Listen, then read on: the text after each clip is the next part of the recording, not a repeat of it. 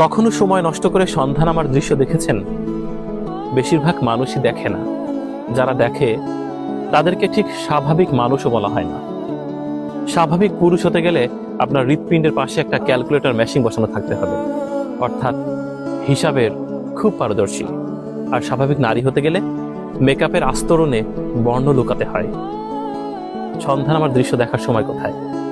কিন্তু প্রকৃতিতে কিভাবে সন্ধ্যা নামে, কিভাবে অন্ধকার পৃথিবীকে গ্রাস করে, সেই দৃশ্য দেখার জন্য সময় নষ্ট করা উচিত। সমস্ত দিনের শেষে শিশিরের শব্দের মতন সন্ধ্যা আসে, ডানার রৌদ্রের গন্ধ মুছে ফেলে চিল।